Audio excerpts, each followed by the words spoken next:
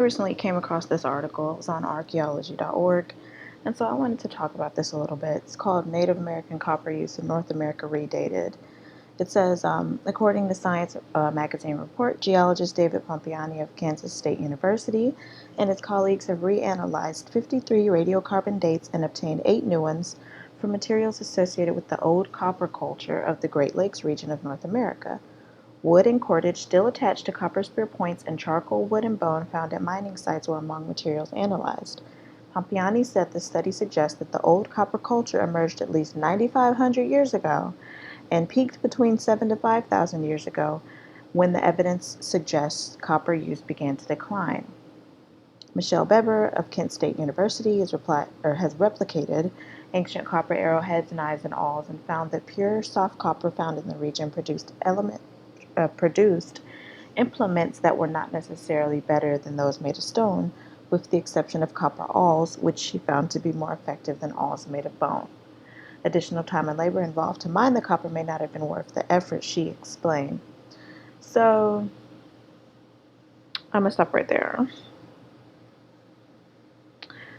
because it's saying the use of the copper declined, and we know that they're more than likely not looking at people who look like me, people who have brown skin, people who have thick hair, as uh, people who are indigenous to the Americas. So I'm saying that because it says that the use of this declined, but we still use copper today. We're not in not all of us are in the Great Lakes, region, Michigan area, but it's still used. So I'm going to continue drawing some connections here. Let's see here. And this is on Mexico lore.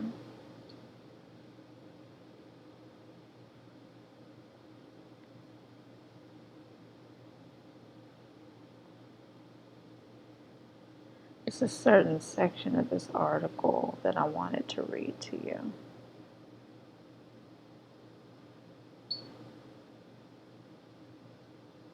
That I am trying to find. Okay. And this just talks about where, smelting was and the use of copper just all the way around. So, um, yeah, it says there was a clear connection found with copper artifacts at Casas Grandes in northern Mexico, including over 21,000 tinklers, at least one dated to 975 CE, and Casas Grandes had some connections to the Toltecs. Um, Casas Grandes may have been a mercantile center, a location built and controlled by Chaco Americans. This is a time-sensitive name for southwestern U.S. cultures, to access trade from southern and central Mexico, acting as a connection site between Mesoamericans and the distinct groups such as Hohokam and Anasazi. So what I really wanted to go to was...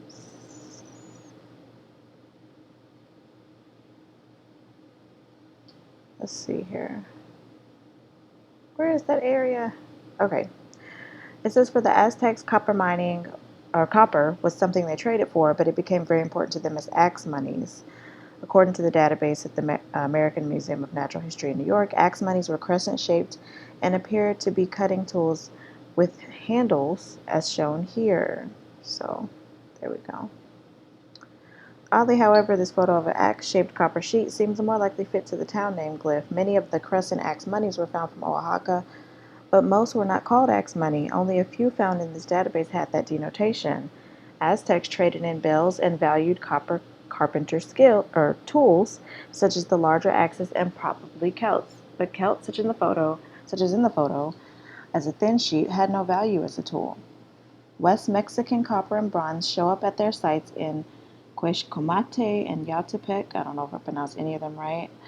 Where they were wanted primarily tools, awls, punches, and needles instead of elite items. If the Tarascans controlled copper trade, they had some kind of agreement with the Aztecs, along with the ability to remain independent.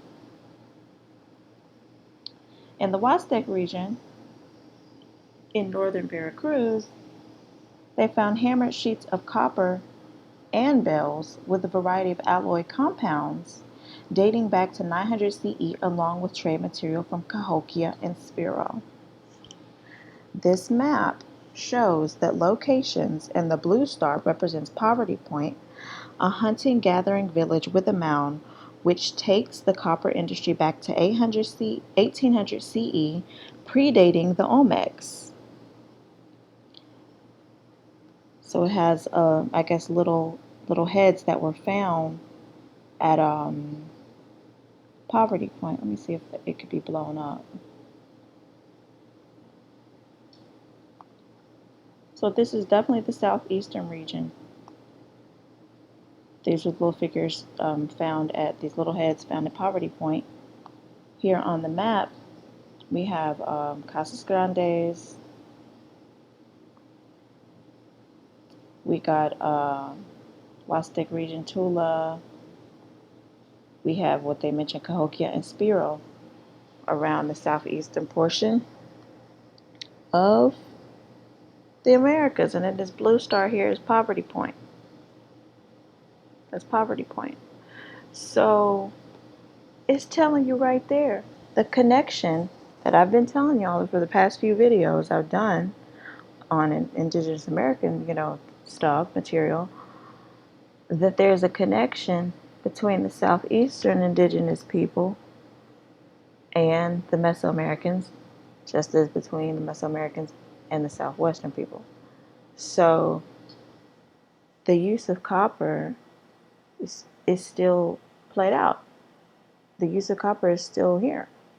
The use of copper is, we still use that. It's not done. Poverty Point, that's in Louisiana. Cahokia, that's in Illinois. So these are things that, these, if y'all don't see the dots that I'm making here, I don't know what else I got to do for you to see it.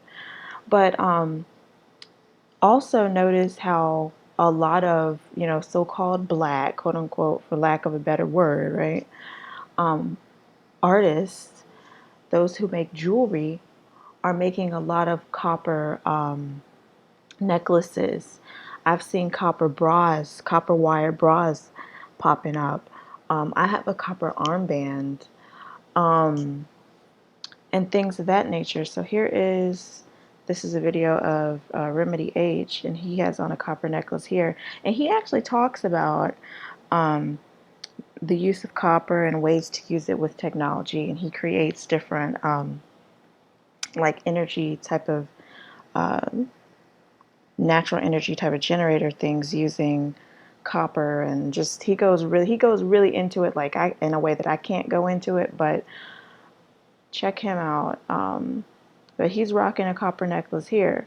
So they're saying, oh, the use of this declined, and this and this and that and this and that, because they're not drawing the connections between us and the artifacts of, the people they found in the the Great Lakes region. They're not drawing any connections there. They're not thinking of us. They're thinking of, those who do not look like us. So my point here with this whole video is to show that we still use copper, and that hasn't declined, and that this use of copper is yet another thing that points to who we are. A lot of us descend from the Mesoamerican tribes and nations. I know I do. I know I have ancestry from Mexico. So there's a connection there. We're not as different as we've been made to believe, right? And that's just what I wanted to point out, guys. I don't know if you all have seen these types of things, or made this type of connection in regards to the use of copper. They do call us the copper colored people, so we have that in our body for sure.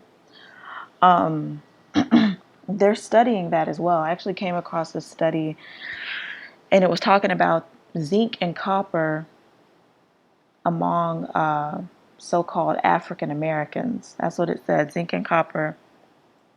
So they're studying the bodies of so-called African Americans, so-called black, Negro, what we know as indigenous people.